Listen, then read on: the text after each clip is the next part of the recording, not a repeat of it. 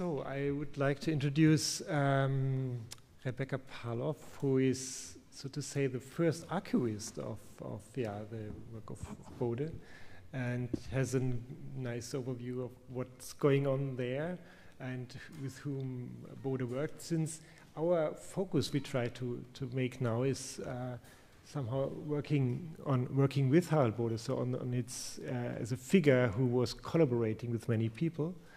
And Santa Hirscheider has also worked on the dialogue between Susan Ciani and Harald Bode with regard to the voiceover. And Florian, since you have visited quite a couple of studios, Columbia and others as well, to find also traces of Harald Bode, you could also say quite a lot on it.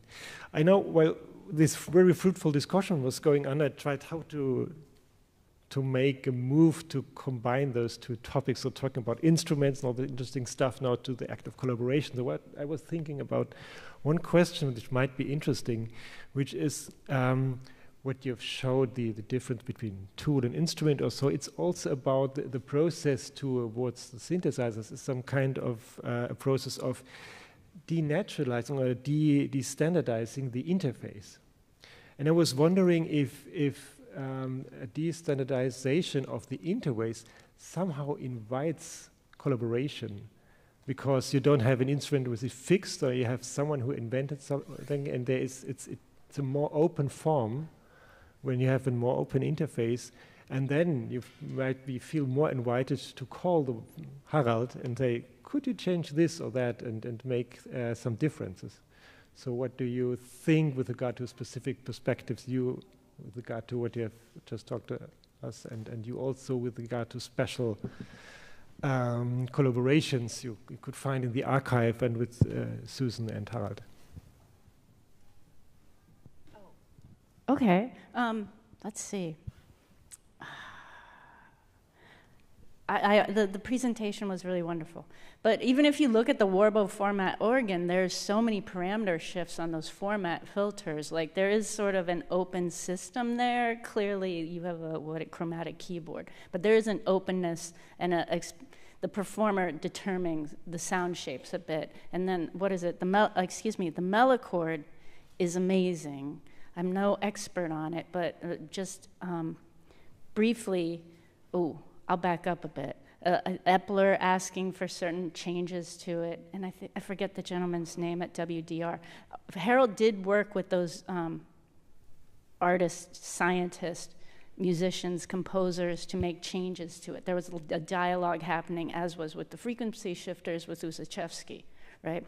But I would make a proposition that the mellochord, if you took the keyboard off of it, you would have the 1961 system synthesizer. And that's so interesting that you ended up with the mini Moog, because that looks like the mellochord.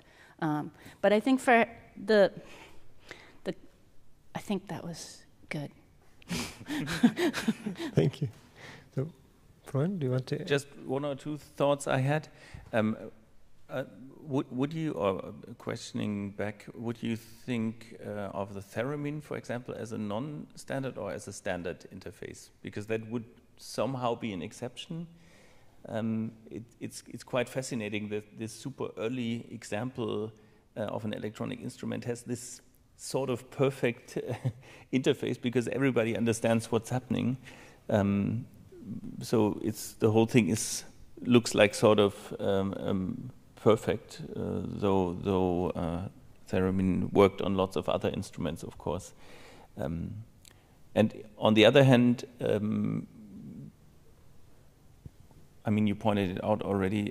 If you move towards something like a modular approach of an instrument, the whole modularity sort of invokes collaboration, also of like changing details in sort of a customized way.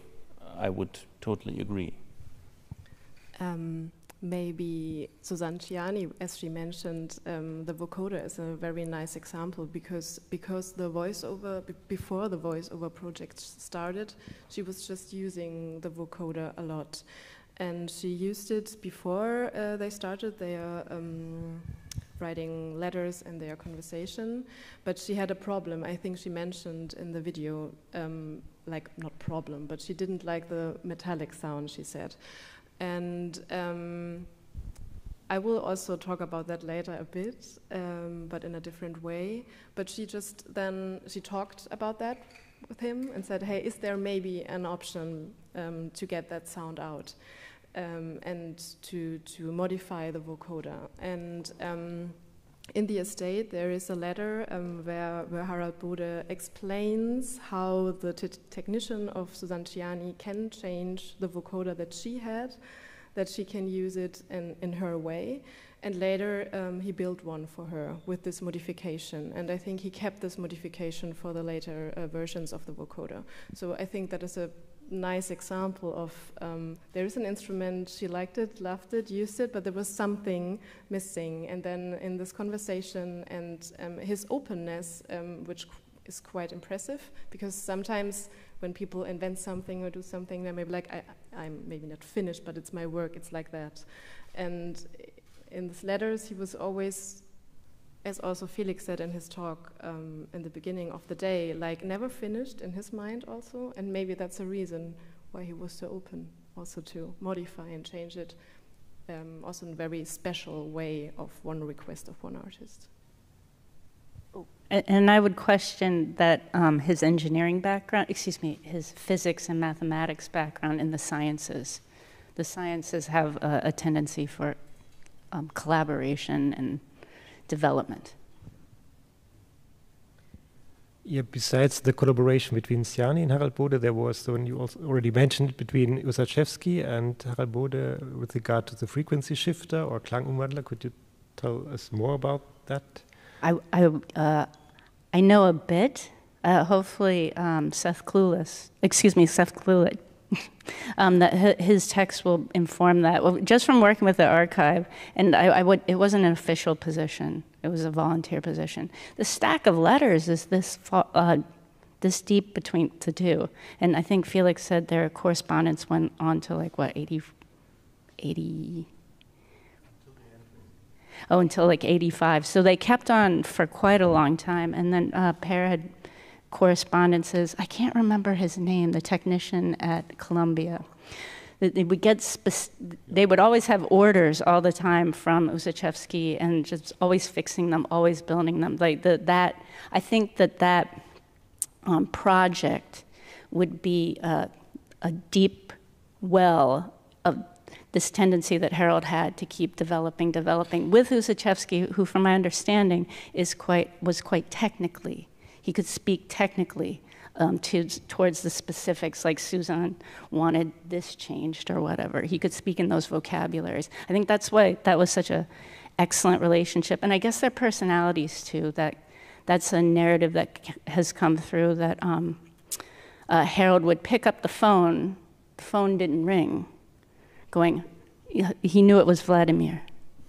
So there was a very deep, a connection on that level too between the two. So it's a very rich relationship. And again, the continuing developments, the frequency shifter didn't end clearly. It continued up to the end.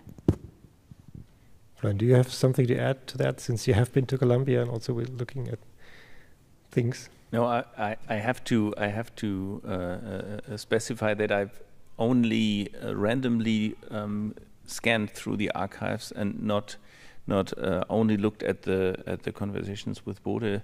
One interesting aspect for us was to see the initial communication in between San Francisco and New York, because the San Francisco Tape Music Center was sort of a knowledge transfer thing from Columbia, because they were like the ones who knew how to run a studio first. Was there also a connection between the San Francisco Tape Music Center and Harald Bode? Do you know that? Not that I'm aware of. But again, the archive is 70 boxes. So. Yeah, it's insanely large, and it takes some decades. But I think the narrative we found out from Carrier Band, Per, Pauline, and Andrew Deutsch founded Carrier Band. It was a conversation that it came up at the end of a class that Andrew was having with Pauline, and who are your heroes? And she mentioned Harald. So there may not, at least in terms of the legacy and how Harald's instruments transformed musicians, composers, how they approached their practice. That tie, definitely. Maybe at this point, it's again something like this analogy to instrument builders and musicians, of course, that sort of snaps in. But like, I mean, there are parallels to be found, I guess. But the way the whole thing happens is probably quite a different deal, I would say. Maybe it's a good point to open up to the audience, that when you have questions with regard to that topic, so Per.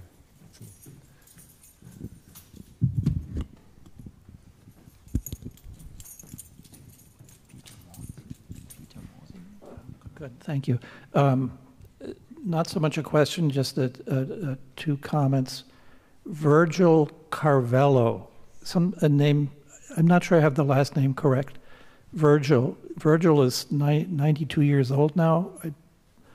I think last year I was in email contact with him, and he had built a number of the frequency shifters for Columbia Princeton studio because Vladimir wanted so many of them that my father couldn't keep up with it. Or he said, I cannot build all of these for you, because he had other projects. And actually the mod synth was, I think, really on his mind. So he taught Virgil how to build it, and he gave him the plans, and then helped him along the way. And so Virgil said it was a really wonderful experience that he got to do that. Other comment, there was a photograph where my father's has a portable frequency shifter in a bag, right? That was a project, and I don't, for a scientist from Cornell University who studied birds, who had lost his hearing, a good amount of his hearing.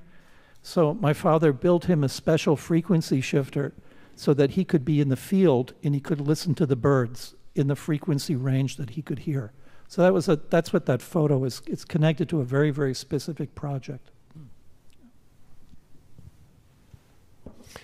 Thank you. Any other questions or comments or stories?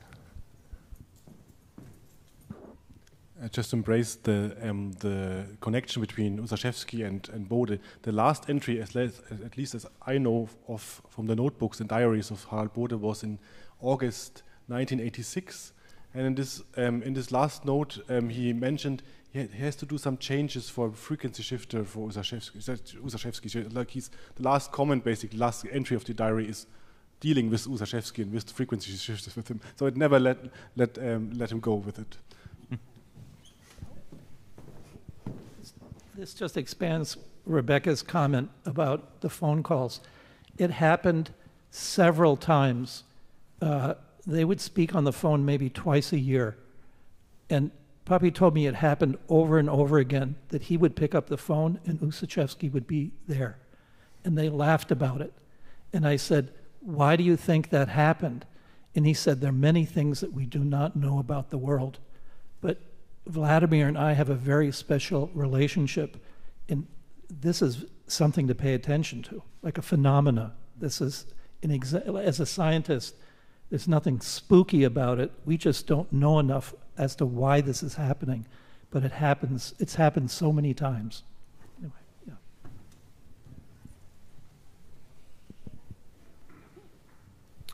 Any other questions or remarks? Do you have something to add? Oh, okay. Let's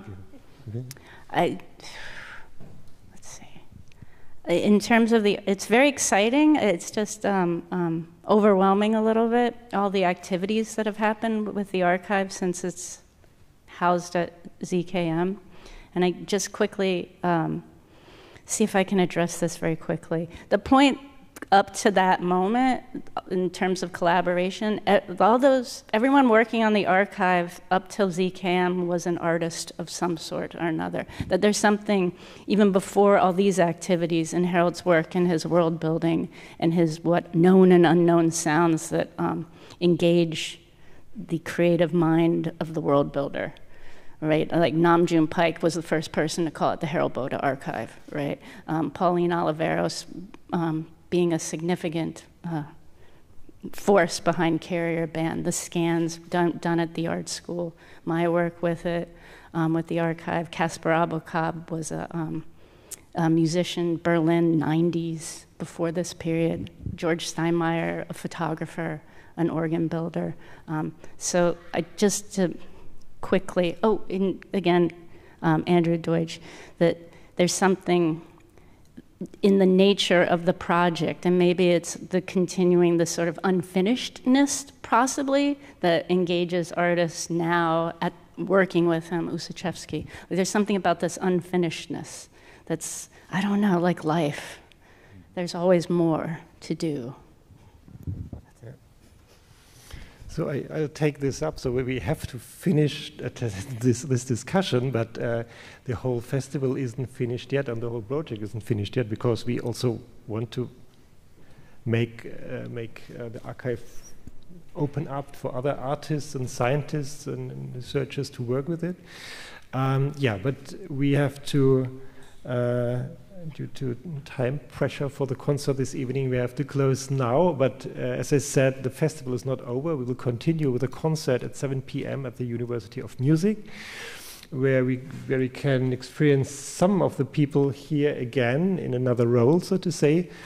And tomorrow there will be workshops, discussions, jam sessions, and also a concert in the evening all around analog synthesizers. So it will go on. And I hope we will see you all at these other occasions as well.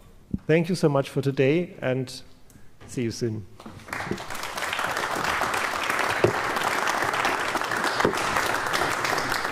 Before we leave, I was thank you to certain lot of people. But if you have to go, please go.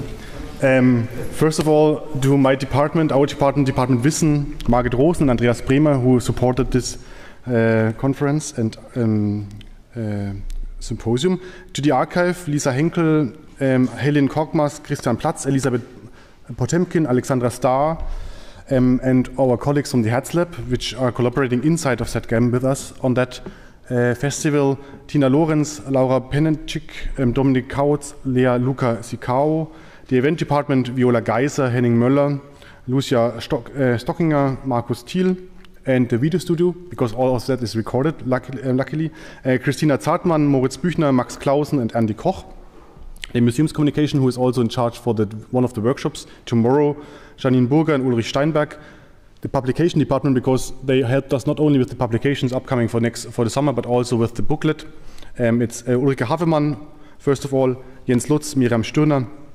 Our communication marketing department, Lili Rosa, Marlin Ernst, Sabine Jäger. Then we have set up on very short notice a small exhibition on the other side of this space in front of the lecture hall, with the help of Martin Mangold, Gregor Geismeier, Christoph Vierholzer, Gisbert Laber, Tobias Zilli. And then, of course, it would not be possible without the support of our directorate, Alistair Hudson, the management, and the support of this project. And I have also to include here Peter Weibel, as he is, with his enthusiastic interest in this project, is also somehow responsible that this even happens. The Stober Foundation with their kind support. And then I have to thank my colleagues and collaborators from the HfM, especially Christoph Seibert, but also the whole staff of HfM, preparing, planning, realization, the concert this evening. And of course, Matthias Wiegand, Daniela Schneider for supporting the project from their directorate or rectorate. And also the contributions of all those lecturers and performers. Juan Parra Cancino, Luis Antunes Pena, Susan Gianni somehow also, Gerhard Meyerhofer, Senta Hirschheiter, Florence Wissler, and Per Bode and Rebecca Pavlov as our special guest and as the initiator of this archive, the supporters of this archive and the savers of this archive, which make all that possible. And Harald, of course, as well. Oh yeah, he's great. Yes.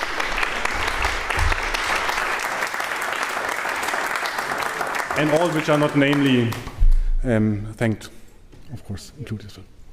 Thank you. See you this evening.